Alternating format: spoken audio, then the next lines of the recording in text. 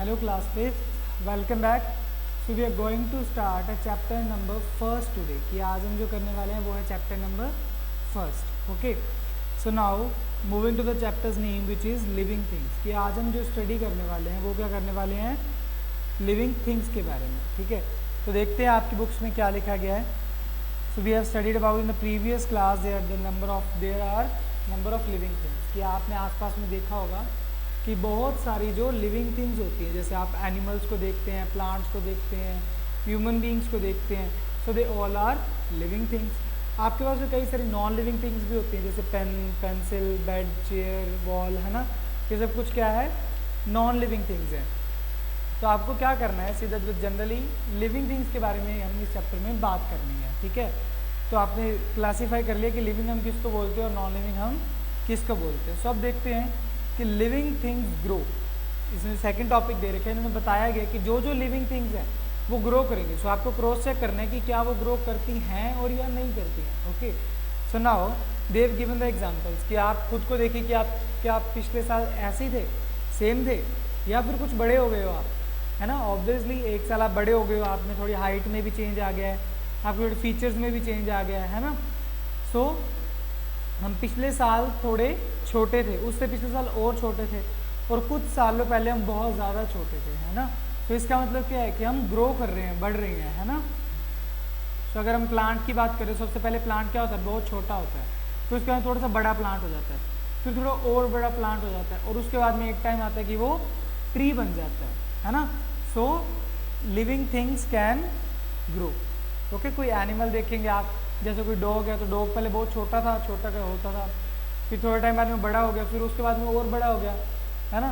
पर आप देखेंगे कि एनिमल्स में ऐसा होता है कि वो कुछ टाइम तक ही ग्रो कर पाते हैं, उससे ज़्यादा वो ग्रो नहीं करते हैं, है ना. पर प्लांट्स के क्या होता है, प्लांट्स तो ग्रो करते रहते हैं. सो नाउ नेक्स्ट देखते हैं कि हमारे पास में कोई प्लांट्स है, जैसे छोटा प्लांट है या कोई बड़ा भी प्लांट है, तो उसका क्या होता है, लीव्स क्या होती है, शेड ऑफ हो जाती हैं, लीव्स जो होती हैं वो गिर जाती हैं, स्टेम्स भी होते हैं वो भी कई बार स्टेम्स भी टूट जाते हैं, और या फिर कई बार ब्रांचेस भी टूट जाते हैं. तो अब क्या देखते हैं, थोड़े टाइम बाद में वो ब्रांच टूटने के थोड़े टाइम बाद में एक नई ब्रांच आ जाती है, लीव्स के झड़ने के बाद में कुछ नई लीव्स वापस आ जाती हैं. So this power of recreating is called regeneration. इस पावर को कि जो वो दोबारा अपनी ब्रांच को क्रिएट कर लेती हैं, या दोबारा उसकी क्या होती है, लीव्स आ जाती है, इस प्रॉपर्टी को हम क्या बोलते हैं, regeneration, power of regeneration. Okay. So now next, do animals grow like plants. कि क्या जो एनिमल्स हैं वो भी प्लांट्स की तरह ग्रो होते हैं. तो बात करें कि जैसे देखिए हमारे पास में एनिमल्स हैं, जो हमने प्लांट्स की भी बात की कि प्लांट्स की अगर कोई ब्रांच टूट जाए तो वो वापस आ जाती है. और अगर बात करें एनिमल्स की, तो एनिमल्स में अगर हमारा कोई हैंड अगर किसी का टूट जाए तो क्या वो वापस आ जाता है, नहीं आता है, ऑब्वियसली नॉट, है ना. तो ऐसे जो एनिमल्स के अंदर जो होता है कि वो प्लांट की तरह ग्रो नहीं करते हैं, है ना. अगर प्लांट की तरह ग्रो करते होते तो क्या होता, अगर हमारा हाथ टूट जाए या पैर टूट जाए, है ना, तो वो क्या होना चाहिए, दोबारा रीजनरेट होना चाहिए, पर वो रीजनरेट नहीं हो रहा. तो इसका मतलब क्या है कि ह्यूमन बींग्स में सेम पार्ट्स जो ह्यूमन बींग्स जो है वो प्लांट्स की तरह ग्रो नहीं करते हैं, पर कुछ पार्ट्स जो ह्यूमन बींग्स में होते हैं वो रीजनरेट हो भी जाते हैं. जैसे कि नेल्स हैं हमारे, इसको हम कट करते हैं और कुछ टाइम बाद में क्या होते हैं, ये दोबारा के दोबारा वैसे रीजनरेट हो जाते हैं. हेयर्स बोल सकते हैं अपने हम, कि जैसे हेयर्स हैं, तो हेयर्स क्या होते हैं, इनको कट करवा लेते हैं तो फिर ये क्या होता है, दोबारा रीजनरेट हो जाते हैं. सो that is called the power of regeneration, कि लॉस्ट पार्ट का दोबारा से उसको रीगेन करना is called regeneration. Okay. So now अगर बात करें कि हम रिवर्सिबल है या नहीं ये प्रोसेस, कि मान लीजिए एक प्लांट जो है वो बहुत ज़्यादा बड़ा होकर ट्री बन चुका है, या फिर ह्यूमन बीइंग है जो हम बहुत छोटे से थे और हम बहुत ज़्यादा बड़े हो चुके हैं, तो क्या बात करें कि क्या हम वापस से छोटे हो सकते हैं, क्या हम अब मैन से बिल्कुल बेबी बन सकते हैं, नहीं बन सकते, है ना. और अगर हम बात करें कि एक ट्री जो है वो छोटा सा प्लांट बन जाए तो क्या वो बन सकता है, नहीं बन सकता. सो दैट मीन्स कि ये प्रोसेस जो है ये इरिवर्सिबल है, रिवर्सिबल नहीं है, मतलब वापस इसको कन्वर्ट उसमें नहीं किया जा सकता. तो ये टॉपिक हमारा कंप्लीट हो गया. अब बात करते हैं नेक्स्ट टॉपिक. इसमें जो दे रखे आपको, living things are made up of cells. ये बता रहे हैं कि लिविंग थिंग्स जो होती हैं वो किससे मिलके बनी होती हैं, सेल से मिलके बनी थी। अब सेल क्या है? सेल जो है ये लाइफ का बिल्कुल छोटा सा, लिविंग ऑर्गेनिज्म का बिल्कुल छोटा सा, सबसे छोटा पार्ट को हम बोलते हैं सेल। ठीक है, तो बहुत छोटे पार्ट जो होते हैं उसको हम क्या बोलते हैं? Smallest part of living thing is called cell. ठीक है, तो उसको हम क्या बोलते हैं? बहुत छोटा सा सेल बोलते हैं। ह्यूमन बॉडीज के अंदर भी क्या है? मिलियन ऑफ द सेल्स है। इसको हम क्या कर सकते हैं? आंखों से देख नहीं सकते, हमें माइक्रोस्कोप की ज़रूरत लेनी पड़ेगी, है ना। माइक्रोस्कोप की ज़रूरत पड़ेगी कि हम उससे माइक्रोस्कोप से देख सकते हैं सेल्स को, पर हम ऐसे नेक्ड आई से हम सेल्स को नहीं देख सकते। और ह्यूमन बॉडी में कितनी मिलियंस ऑफ द सेल्स होती हैं। अब देखिए, जो प्लांट है वो भी अलग तरीके से ग्रो करता है और एनिमल जो है वो भी अलग तरीके से ग्रो करता है, और दोनों के अंदर क्या प्रेजेंट होती है? सेल प्रेजेंट होती है। दोनों किससे मिलके बने होते हैं?